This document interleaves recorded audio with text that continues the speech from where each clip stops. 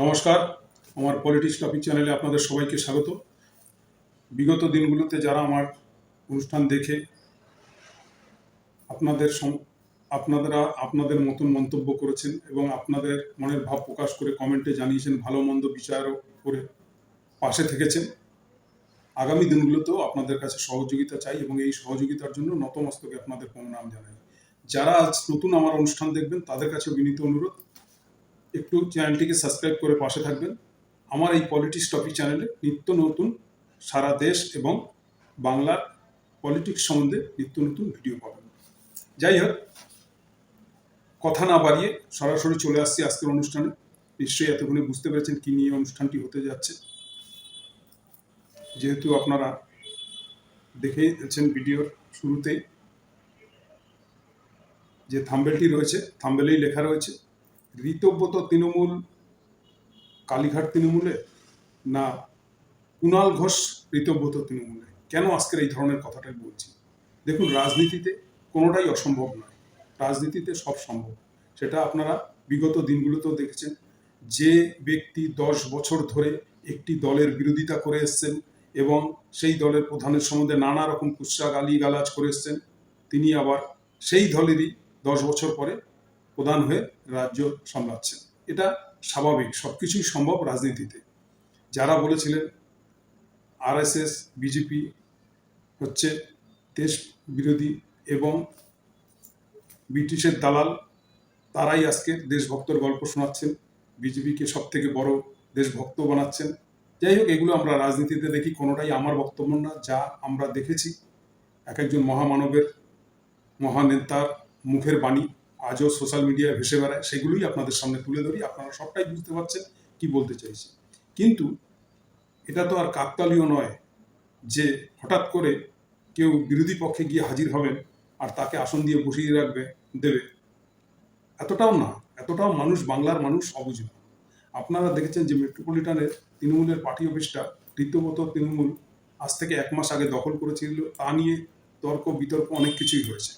সেই মেট্রোপলিটনে আজকের ভারতের জাতীয় পতাকা উত্তোলন ছিল। সেখানে ঋতব্রত থেকে শুরু করে সন্দীপন সাহা এবং সুদীপ রাহা, যে ছাত্র পরিষদের তৃণমূলের নেতা, এছাড়াও আরও বহু বিধায়ক যারা মমতা ব্যানার্জির ছবি নিয়ে মানুষের কাছে ভোট চেয়েছেন এবং বিজেপির কুৎসা গিয়ে ভোট চেয়েছেন, তারা জিতেছেন। জেতার পরে মমতা ব্যানার্জির হাত ছেড়ে তারা ঋতব্রতর নতুন তৃণমূল, ভালো তৃণমূলে যোগ দিয়ে যথারীতি বিজেপি গভর্নমেন্টকে এক প্রকার সমর্থন করছে।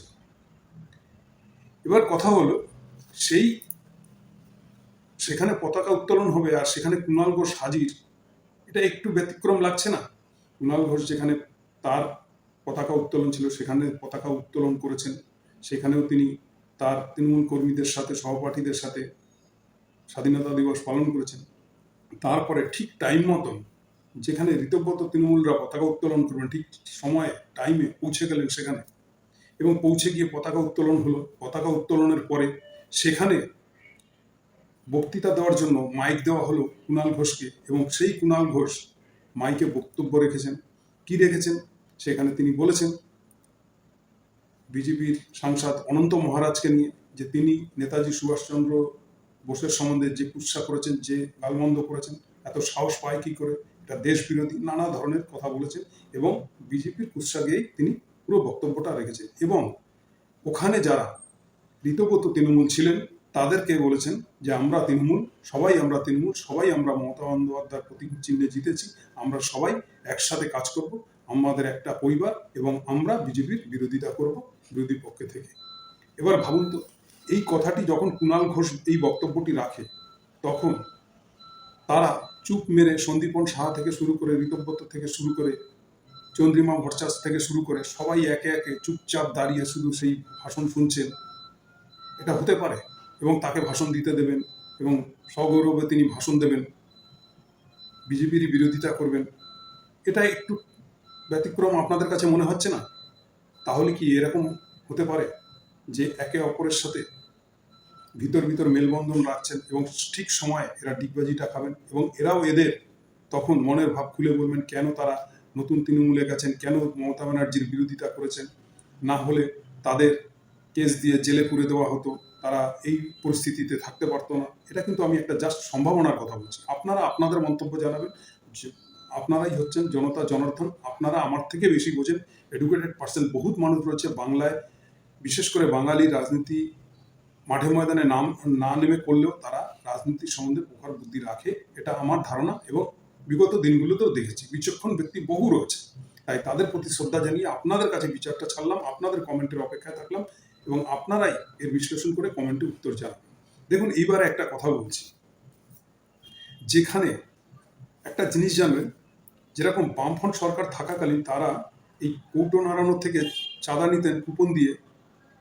তাদের একটাই স্লোগান ছিল গরিবের সরকার, গরিব সরকার, গরিবের সরকার, মেহনতি মানুষের সরকার। এই মেহনতি মানুষের সরকার বলে তারা কিন্তু এই পশ্চিমবঙ্গের বুকের থেকে 10 টাকা, এই মানে 50 পয়সার থেকে শুরু করে 10 টাকা, 100 টাকার থেকে শুরু করে 1000 টাকা, 2000 টাকা, 5000 টাকা, 10,000 টাকা করে এই ভাষণটা দিয়ে নিত। কোটি কোটি টাকা তাদের পার্টি সম্পদ বানিয়েছিল। তাতে কিন্তু তারা তোলাবাজ আখ্যা পায়নি। এটা হচ্ছে তাদের ব্রেনই কাজ। এবং তাদের আমলেও যে সন্ত্রাস হয়নি, চাকরি চুরি হয়নি, বা তোলাবাজি হয়নি, ধর্ষণ হয়নি, রেপ হয়নি, দখলদারি হয়নি, এরকম কথা কিন্তু বলতে পারবে না। বহু উদাহরণ রয়েছে। কিন্তু পার্টি অর্গানাইজভাবে তাদের বিরুদ্ধে সেরকম ন্যারেটিভ হয়তো তৈরি করতে পারেনি, কিন্তু তাদের বিরুদ্ধে মমতা ব্যানার্জি আন্দোলন করে 34 বছরের সরকারটাকেও সরিয়ে দিয়েছে।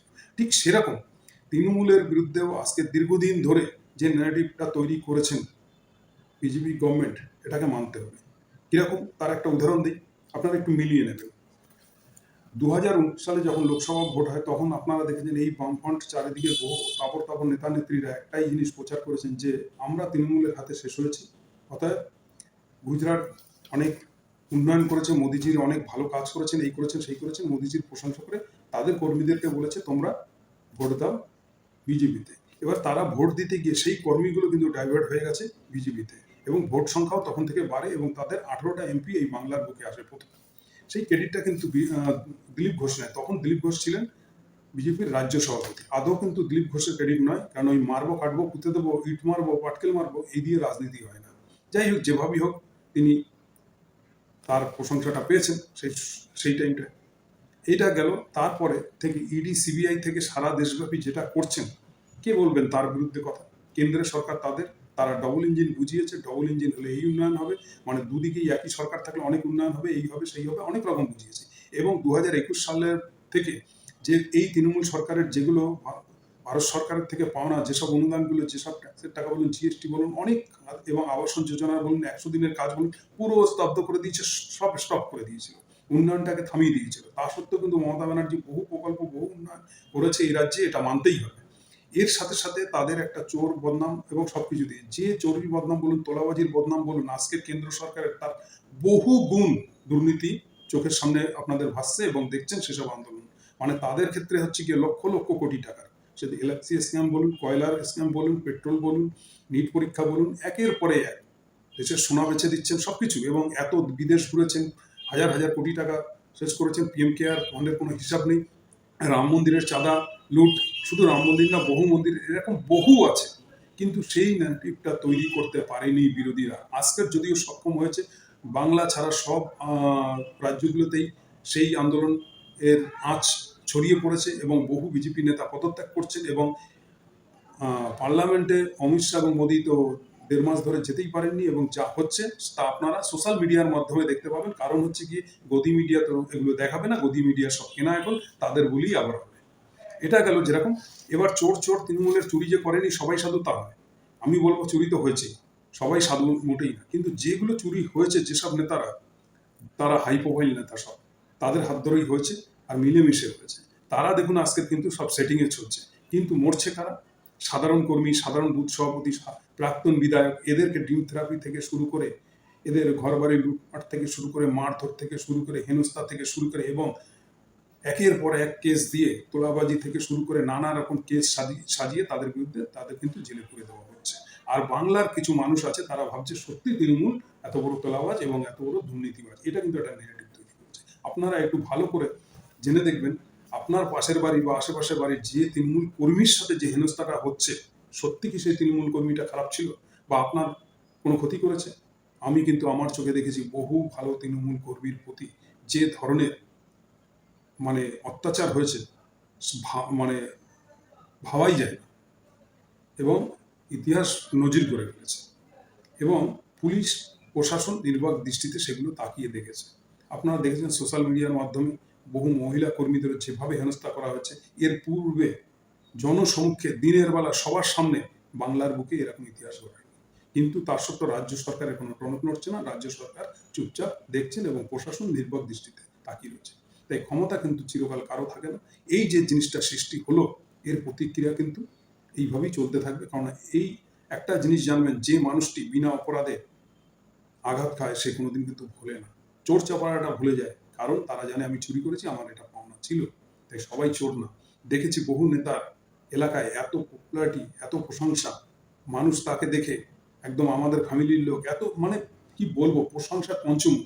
সেই নেতাকেই আবার দেখছি পালা বদলের পর ডিম থেরাপি থেকে শুরু করে জুতো ছোড়া থেকে শুরু করে মানে বলার ভাষা নেই যেভাবে হেনস্থা করছে। তার কারণ এটা কিন্তু জনরোষ নয়, এটা করছে যারা দীর্ঘ 15 বছর ধরে ক্ষমতার বাইরে ছিলেন, এবং যেসব বিজেপি কর্মীগুলো নিজেদের ভাবছেন এতদিন আমরা না খেয়েছিলাম, এখন আমরা লুটবো, পিটবো, খাবো, দাবো, তোলাবাজি করবো, আমাদের বিরুদ্ধে কেউ বলার নেই, তারাই করছে। তাদের কিন্তু মানুষ চিহ্নিত করছে, এবং তারা কিন্তু তাদের সমাজ কল্যাণ এবং সামাজিক দিক থেকে কোনো রকম উদাহরণ নেই যে এই মানুষটি সমাজের হয়ে এই সামাজিক কাজটি করেছে বা সমাজের মানুষের, সাধারণ মানুষের পাশে দাঁড়িয়েছে এবং তার কোনো সামাজিক গ্রহণযোগ্যতা আছে। সেই সকল কর্মীগুলোই কিন্তু এই ধরনের কাজ কারবার করে বেড়াচ্ছে, এবং তারা এলাকায় এলাকায় চারিদিকে সন্ত্রাস করছেন, তোলাবাজি করছেন, লুটপাট করছেন। এটা কিন্তু আমার নিজের চোখে দেখা, এবং বহু তৃণমূল এবং বিজেপির নেতা কর্মীদের মুখের থেকেও শোনা যে কি হচ্ছে, কোনো নিয়ন্ত্রণ নেই, কারা করছে, এটা তো আমরা করতে বলিনি। এরকম ঘটনা আমি দেখেছি, একটা জায়গায় এরকম লুটপাট, মারধর, অত্যাচার চালানোর পরে তাকে তো পুলিশের হাতে তুলে দিয়েছে। পাল্টা যখন সেখান থেকে কেস খেয়েছে এরা, তখন যখন বিজেপি পার্টি অফিসে সেই কর্মীগুলো গেছে যে আমাদের নামে কেস করেছে, বিজেপির নেতারা বলছে তোমরা কি আমাদের জানিয়ে গেছিলে এইভাবে লুটপাট করতে? ও তো সাধারণ একটা তৃণমূল কর্মী, তার বিরুদ্ধে তার ঘর বাড়ি এইভাবে ভাঙচুর করবে, সব জ্বালিয়ে দেবে, পুড়িয়ে দেবে, আবার কেসও দিয়েছো, আমাদেরকে জানিয়ে গেছো, বলে গেছো, এখন তোমাদের বিরুদ্ধে কেস করেছে, তোমরা গিয়ে বোঝো, আমরা তো তোমাদেরকে অর্ডার দিইনি, তোমরা এরকম করো। এরকমও উদাহরণ আছে আমার কাছে। যাই হোক, তো ভারতবর্ষের সারা ভারতবর্ষের রাজনীতিতে আপনারা দেখেছেন 2021 সালে কিভাবে বিজেপি নিজ অন্য দলের থেকে এই তৃণমূলের নেতাদের ভাঙিয়ে 21 সালে চার্টার প্লেনে দিল্লি নিয়ে গেছে। এরা দলের জন্য সবকিছু করতে পারে, দলটাকে বাঁচিয়ে রাখার জন্য। এবং এছাড়াও দেখেছেন প্রত্যেকটা যেসব জায়গায় বিজেপি শাসিত রাজ্য, সবটাই কিন্তু সেই অন্য দল থেকে নেতা ভাঙিয়ে এনে কাউকে মুখ্যমন্ত্রী, কাউকে উপমুখ্যমন্ত্রী, এইভাবে করে আজকে তারা প্রত্যেকটা রাজ্যে বিস্তার করছে। তাহলে কোনো দল খারাপটা কোথায়? খারাপ তো সেই মানুষগুলো, যে মানুষগুলোকে আজকে যারা বলছেন চোর, ডাকাত, দেশ বিরোধী, কিছুদিন পরে তো তাদেরই দলে সেই লোকগুলো, যেরকম কংগ্রেসকে বলা হচ্ছে কংগ্রেস 75 বছর থেকে দুর্নীতি করেছে, দেশ লুটেছে, অনেক কথাই এই বিজেপির মুখেই বা নেতাদের মুখে শোনা যায়। কিন্তু আজকের যে মানুষগুলো সেই কংগ্রেস দলটা করতো, সেই কংগ্রেস দল থেকে এসে তো তারা এখন সব বিজেপিতে। আবার যে সিপিএম এত সন্ত্রাস করেছে, আজকের সেই সিপিএমকে সেই সিপিএমের নেতাকর্মীকে অনেককেই দেখা যায় যে সেই বিজেপিতে। তাহলে সেই মানুষগুলোকে চিহ্নিত করা উচিত, কিন্তু কোনো দল কিন্তু এটা ডিসিশন নেয় না যে লুটপাট করব, চুরি করব, ডাকাতি করব। তারা চায় যে না, তাদের দলটা চিরস্থায়ী। কিন্তু এই মানুষগুলোকে যখন আমাদের মতন সাধারণ মানুষ ভোট দিয়ে জিতিয়ে তাদের পিছনে দলদাসগিরি করি, তো অপরাধটা আমাদের মতন সাধারণ মানুষ। তাই এই যে আজকে চলে গেল কুণাল ঘোষ, ঋতব্রত তৃণমূলের পতাকা উত্তোলনে, আর চুপচাপ তারা সব শুনলো, তাই এটা একটা ভিতরে আন্ডারস্ট্যান্ডিং না তো? এবং তারাও অনেক কিছু সংগ্রহ করা, এবং তারাও একটা দিনে সংগ্রহ করে বেরিয়ে এসে মুখ খুলবে না, এর কি গ্যারান্টি আছে? রাজনীতিতে কিন্তু সবটাই সম্ভব, এটা বুঝতে হবে। আর আরেকটা কথা বলি, এমন একটা পরিস্থিতি তৈরি হয়েছে মানে পশ্চিমবাংলাতে, রাজনৈতিক সৌজন্য বোধ বলে সব মুছে দিয়েছে। যদি বলেন কিরকম, যখন তৃণমূল সরকার ছিল আমি দেখেছি বহু নেতাদের, এমনকি বিধানসভাতেও দেখেছি যে তৃণমূলের অনেক বিধায়কের ঘরে গিয়ে এই বিজেপির বহু নেতা গিয়ে চা খাচ্ছেন, কথা বলছেন, গলা জড়াচ্ছেন। আবার বাইরেও দেখেছি বহু তৃণমূল কর্মী নেতারা বিজেপির নেতাদের সাথে একসাথে বসে চা খেয়েছেন, সৌজন্যবোধ করেছেন, একে অপরের খবর নিয়েছেন। কিন্তু এই পালা বদলের পর দেখা যাচ্ছে যে কোনো বিজেপির কোনো নেতাকর্মী যদি তৃণমূলের কোনো নেতাকর্মীর সাথে এবং কথা বলে, তা নিয়ে সেখানে তখনই দ্বন্দ্ব তৈরি হচ্ছে, তখনই তাকে বলা হচ্ছে সেটিং হচ্ছে, অমুক হচ্ছে, তমুক হচ্ছে, এই হচ্ছে, সেই হচ্ছে, এবং তখন একটা বড় ধরনের ঝামেলা তৈরি হচ্ছে। আরে ভাই, রাজনীতি করা মনে হয় সৌজন্যবোধটাই ছেড়ে দেবে? তাহলে এতই যদি তোমাদের মধ্যে তৃণমূল বিরোধী থাকে, তাহলে তোমাদের মুখ্যমন্ত্রী যখন এই রীতব্রত তৃণমূলকে সাথে নিয়ে চলছে, তখন কেন আঙুল তোলার সাহস হয় না? যারা রাজ্যসভার আজকে তৃণমূলের সাংসদ ছিল, তাদেরকে ভাঙিয়ে নিয়ে বিজেপি দলে যোগদান করালেন, আর তারা আজকে রাজ্যসভার সাংসদ হবে বিজেপি, তখন কেন তোমাদের আঘাত লাগে না? তখন কেন তোমাদের সম্মানে আঘাত লাগে না? আসল কথা তা না। এই নিচুর তলায় যারা রয়েছেন এবং এই ধরনের যারা ঝামেলা করছেন, তারা ভাবছেন দল 5 বছর থাকলো কি না থাকলো বয়ে গেল, আমি তো এই 5 বছর লুটে খাবো, এখানে অন্য কোনো মানুষকে ইনভলভ হতে দেবো না, কোনো সৌজন্যবোধ রাখবো না। তাই এটা কিন্তু ভেবে দেখার ব্যাপার আছে বিজেপির জন্য। কারণ এদের মতন মানুষকে, এই যারা রাহাজানি করে বেড়াচ্ছে, এদের মানুষকে দল যদি প্রশ্রয় দেয়, তো বিজেপির বাংলায় ভবিষ্যৎও কিন্তু অন্ধকার। আপনারা কি বলেন? আপনাদের বিচারের অপেক্ষায় থাকলাম। আপনারা আপনাদের কমেন্ট জানাবেন, ভালো মন্দ, এবং আমি যদি কোনো ভুল বার্তা বা ভুল বক্তব্য বলে থাকি, নত মস্তকে ক্ষমা চেয়ে নিচ্ছি এবং ক্ষমা চেয়ে নেবো। সেটা আপনারা অবশ্যই কমেন্টে জানাবেন যদি আমার তরফ থেকে কোনো ভুল হয়। তাই আজকের মতো ভিডিওটি এখানেই সমাপ্ত করলাম। জয় হিন্দ, বন্দে মাতরম।